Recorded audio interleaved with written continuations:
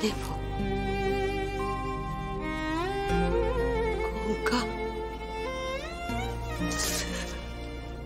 আমি নিজে হাতে বিক্রমকে একটু একটু করে বড় করেছি। আজ হাতে আমি নিজে বিক্রমকে মৃত্যু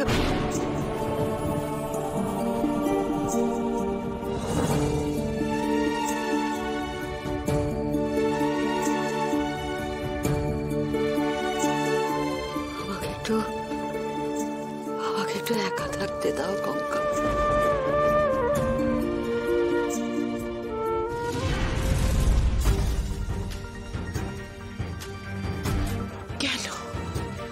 কেন শেষ করলে বিক্রমের জীবন?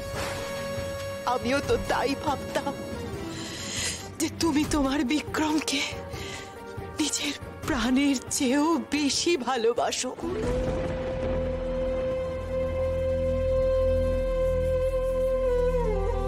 মানছি বৌদি, বিক্রম রাজসভায় সবার সামনে তোমার আদেশ অমান্য করে রাজদ্রোহিতার সাহস দেখিয়েছে, কিন্তু তাই বলে তুমি তার মৃত্যুদণ্ড ঘোষণা করে দিলে বৌদিদি। কি প্রমাণ করতে চাইছ যে রাজ্য শাসনের ক্ষেত্রে তোমার মধ্যে কোনো ভেদাভেদ নেই? বিচারের ক্ষেত্রে একজন সাধারণ প্রজা আর রাজকুমারের ক্ষেত্রে তোমার কাছে কোনো ফারাক নেই?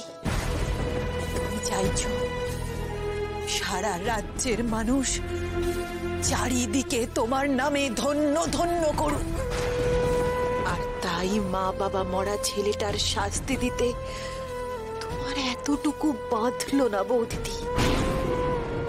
আমি তো তোমাকে বলেছিলাম তোমার রাজধর্ম ভঙ্গ করতে।